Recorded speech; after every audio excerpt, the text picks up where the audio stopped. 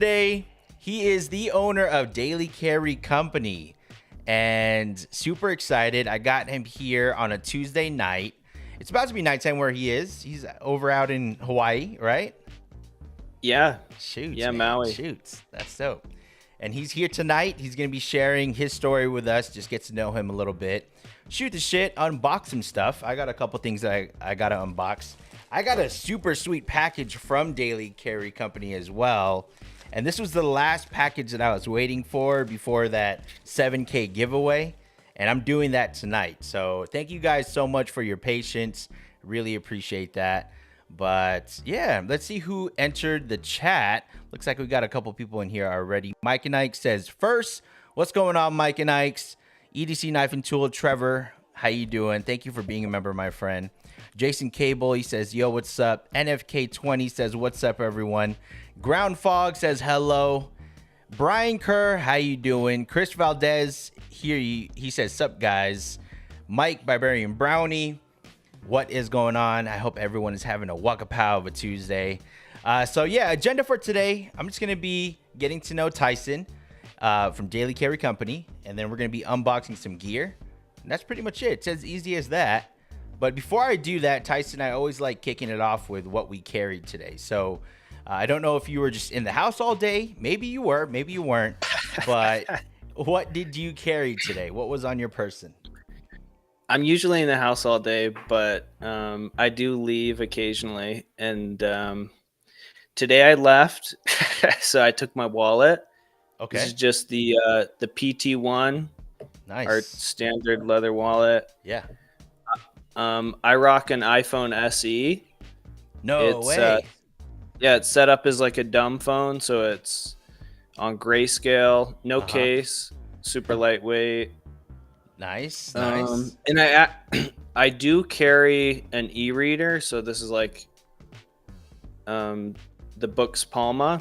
Oh. I do read a lot, and so I carry that pretty much everywhere I go. Yeah. And then as far as knives go, I've been carrying kind of a unique knife. Ooh. I don't know if you can see this, but it's a gravity knife designed by a guy, Roberto Ottanello. Just like a really unique knife that I've been playing around with. Yeah. Kind of some unique materials and everything, stainless steel. Yeah. But I think that's pretty much all I've been carrying today, at least. It's and like usually a mirrored set. Yeah, stainless. Wow. That's super awesome.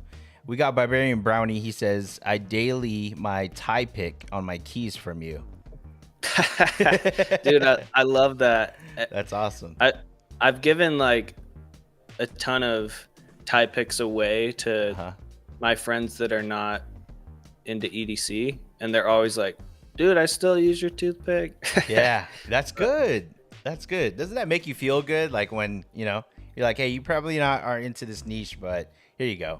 See if you can find some use for it, and they come back with that. So that's pretty awesome. Yeah, for sure. Yeah. Let's go over what I carried. So for my wallet, I got the Pirate Goods. This is the Voyager V2. And I got my boy Dino, EDC's most dope. Dude, I like those. Those are sick. Yeah, it's like coming right out of the wallet, It's like, damn, most dope. That's sick. And then Titanium Tuesday. So with that theme, I got the Peardrop Triari 3.0. And I just decked it out with a lot of titanium pieces. So I got the light, which is the Olight i3T. And that's titanium. I got the Smooth Precision pen. This is a jigsaw, left-handed. And I got a pry bar by Gondek EDC. This is a Traveler pry bar. Super cool story about that is that if this happens to get taken by TSA, he has like a TSA guarantee. Well, he'll replace it. Oh, that's a dude. That's a good idea. I feel like I'd do that. Yeah. And then the knife I'm carrying today, I'm not gonna flick this out of my hand this live stream. I did last live stream. It was hilarious. I like flicked it, it flew, dude. And this right here is the Demco. This is the Oh shark foot, yeah. and all titanium, 20 CV blade, super awesome. Switch the clip so it can be left hand because I'm left-handed. Yeah. And then I carried my mag blade today by you, Nice. and this right here is super fun, awesome knife. You and I had a collab on this too where we sold a package, and really love that knife as well. M390 on this little guy. Still on his site. You guys can catch that there for $199. But that's what I carried, man. That's pretty cool. Dude, Thank sweet. you so much for your share. Is that so the Smooth Precision pen? Yeah. Is that your first one? Your only one? So this is my no. I've had a couple Smooth Precision pens. So the company itself is no longer in business. Yeah. Kelvin, he's getting into knives. I think he's going to be crafting knives soon. So he stopped, and I was super bummed about that. The Facebook group is still going strong. Like, people still post every single day, sell on there as well. But I love it. It's, want to say, my very first bolt action pen, titanium, was Big Eye Design. Still work with the guys. Yeah. But this was the second one, Smooth Precision pen. And then eventually got into, like, Bastion, and all the other companies as well that I work with. Yeah. Dude, everyone I talk to loves the Smooth Precision pens and like are so sad. Like our main guy that runs our social media, like that's his favorite pen. And we're designing a pen, and so we've just been look at that, dropping seeds tonight. I love it. I love it. There we go. Yeah.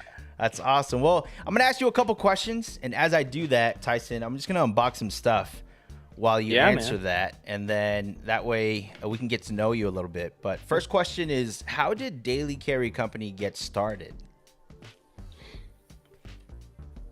Yeah, I mean, my interest in Daily Carry started in high school. So in high school, I'd always be on the everydaycarry.com blog. I don't know if did you read that blog? No. Everyday Carry. I was like, I think he's still around, right? It used to be. It's not the same guy anymore. Well, Ridge Wallets purchased the blog. Ah. I don't know. A lot of people probably don't know that, but Ridge Wallets does own that media company now. But essentially, the biggest everyday carry media company, pocket dumps, all this kind of stuff. Yeah. I mean, I always just was on there, just always like wanting these little things like titanium tweezers, these weird like gadgets, Yeah. And really didn't have any money to like buy that kind of stuff. But anyways, during high school, my favorite, the product I carried the most was the classic Swiss Army knife. I don't know if you ever had owned one of those, like the really small ones. Yep. But the number one thing I used that for was the toothpick. Oh. Like every day after lunch, I'd just like pull out that little plastic toothpick and use it. Yep. Sometimes I'd lose it and have to buy an entire new one just to get that toothpick. But anyways, eventually, like my love for that product led to me designing a standalone toothpick made out of titanium. So I eventually designed the titanium toothpick, launched it in 2015, and that's kind of how DailyCarryCo got started. Wow. So it all was a hobby at first, you following a blog, turning a utility tool, well, a concept of the utility tool into something of your own. And then the tie pick was made. Was the tie pick the very first DailyCarryCo piece that you made? Yeah. The tie pick was the very first product. And really that's the only product we sold for about 5 years until about 2020.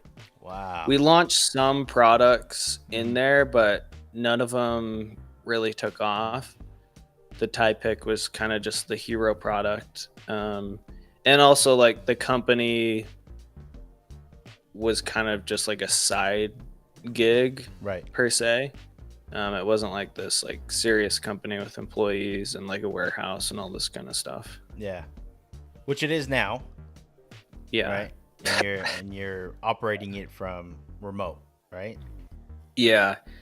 Yeah. So one of our employees is actually local here. He like runs all our social media. Mm-hmm. I don't, I mean, I have, my iPhone. I don't even know like the logins to our socials. Like I don't have social media, which is kind of ironic. Like it's hard to run a company nowadays and not do social media. But anyways, the guy that does our social media, he's here local. So like I'll collaborate and work with him here and there. But yeah, we are remote, I guess. Yeah. He does a phenomenal job, with highlighting and showcasing all your new stuff too that's coming out, even reminding folks of what you have on your site. Like I'll frequently scroll and I'm like, oh shoot, forgot they have that stuff, So, really good stuff. Yeah, I feel like half the time it's like, oh, we need to promote this product more. It's like a really good product. Yeah. But then like you just forget, like there's so much stuff to do, Right. Nice. So I unboxed my first package, and this was from a guy named Numbskull, EDC. Yeah. And this right here, he calls the Pocket Candy Ranger Eyes. Nice. And really cool. It's like little mummified little candy wrappers, right? Yeah. And then Bluey. Got this little Bluey, dude. Yes. No way. That's so funny. And let me see what it is. It's like a keychain. Dude, did you know that Bluey's a girl? I did not know that. Bluey is a freaking girl. I did not know that. My wife and I were just watching it randomly. And Bluey's a girl. And I think Bluey has a brother. Yeah, and the orange one, or the red one, he's the boy. I was like, what? Did you like look that up, or like you saw that in like a video? Like... I just no, like, so I was watching it and then I looked it up, and that's when I saw, oh wait, Bluey's a girl. I was tripping out because the voice was just so high pitched. I said, maybe, you know? And I looked it up, and sure enough, there you go. The whole time I thought Bluey's a boy. But yeah, I'm assuming like in the next year we'll probably start watching more of that just as our son gets older. Yeah, exactly. Yeah. So we got, so it has patches. You have the ability to put patches on the back. A patch on a patch. I kind of thought that was like a Pez dispenser. It is. Like it is? Yeah. It's like a Bluey Pez dispenser. Oh. Yeah. But then on the back, he has Pez is such a weird. Do Pez still like exist? I think so. I haven't been lurking around gas stations or anything like that because that's the only place I even remember seeing Pez. But that's the only place I ever look around and see if it's even on there. Yeah. But I'm sure they are. It was such a popular thing back then. I never liked them. Did you? No, I mean the candy was disgusting. Yes. The toy was cool. Like. Yeah, the cartridge. Like the dispenser's kind of a cool concept. Yeah, but like the candy is just bad. I don't know. Oh yeah. Ugh. Like maybe if it had like Skittles or I don't know. Yeah. Oh, we got a couple guys in chat saying my kids get Pez still. Yes, they are. My kids have a few. All right. Oh, look at that. Member for 5 months, Alpha Prime EDC, Brad. Thank you for being a member. He says, Mikey, you're doing great. Brother, keep up the work. Waka pow. Appreciate it, Brad. Thank you so much for joining in. Nice. Well, I'm going to unbox another package here, Tyson, but I got a second question for you. And that is, where do you get the inspiration for creating your gear? It's kind of like a stem off of that first question. I know it started with a Typix, but now you have a wide variety of things. Like you just showed us your wallet. You have knives now, you got pry bars, you got pouches, but where's this inspiration come from, really? Yeah, that's a good question. I mean, the lame answer is just, I guess, obsessing over products, using and purchasing like a bunch of products and just having a desire to make a better version of it. Like, it is kind of ridiculous that like I designed and sell a $30 toothpick. Like, if you think about it, like that's kind of ridiculous. But it's a really high quality product. People can use it forever. And I think it's just like that obsession with making like really high end products. Yeah. Is kind of where that desire comes from. But I mean, my favorite designers aren't really like EDC related. Just like a fly in here, sorry. Yeah. My favorite designers aren't really like EDC related. So like, I mean, some of my favorite designers, Adam Bates, like he's like a designer at Nothing. So like these headphones, the Nothing phone. I really like some of the stuff that he's designed. James Dyson, like I don't know if you've ever read his biography. I think it came out a couple years ago, but I mean, his story is really cool, taking like the cyclone technology from wood shops and like applying it in vacuums and essentially making Dyson vacuums.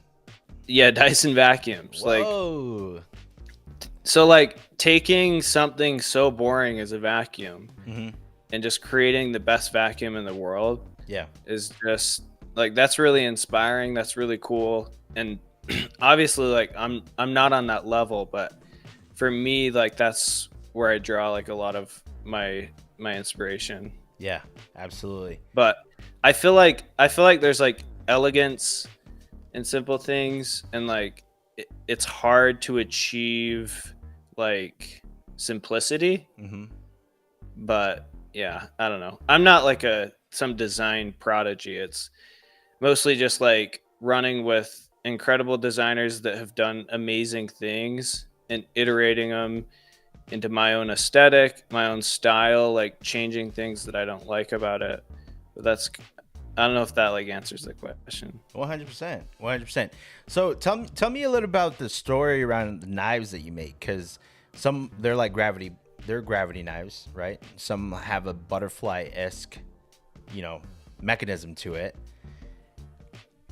Were those knives that you first got into when you first started carrying knives, or what was it to make butterfly style type knives, or even gravity knives like the one you just showed right now that you carried today, or even one of my favorites is the mag slide, like, yeah, what got you into making knives like these?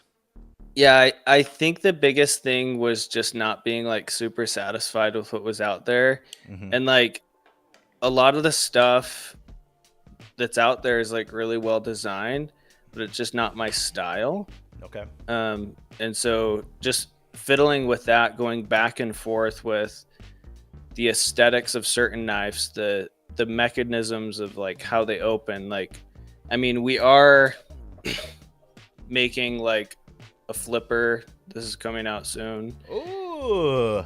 And like I would call this like a boring style knife, it's just like a front flipper, frame lock, whatever. But I do think you can still make them like simple and beautiful. Yeah. But yeah, same with like mag blade is just like, it's such a unique mechanism. Gravity knives, very unique. There's a lot of like controversy about like legality with gravity knives, but like I just think they're the most comfortable knives to like handle and to use. Absolutely. Can you tease that knife a little bit, or is that something you can show on here? Yeah. So that's the flipper. So there are some changes that we're making. Okay.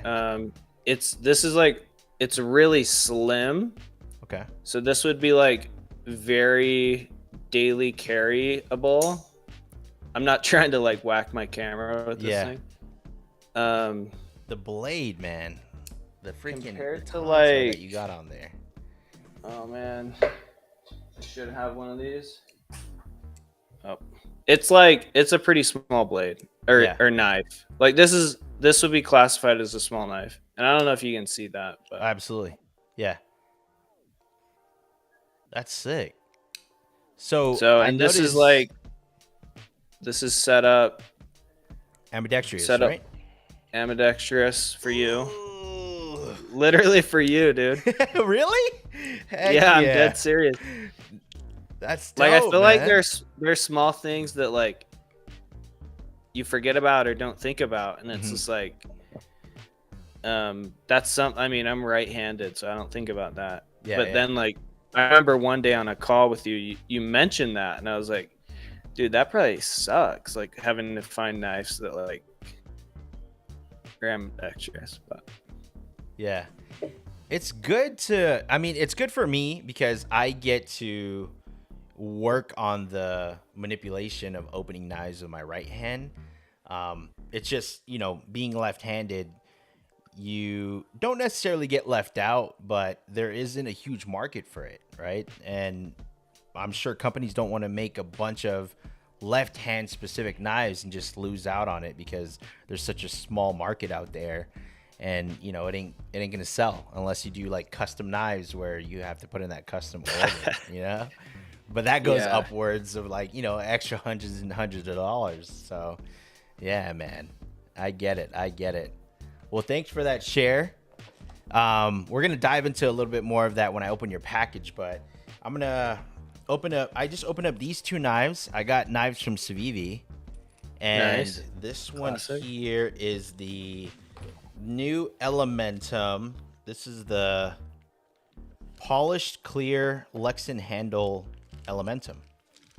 So Elementum, I've always wanted like the original one like this, but it just Nice. isn't, you know, like you had stated, we were just talking about it. It's not ambidextrous, you know?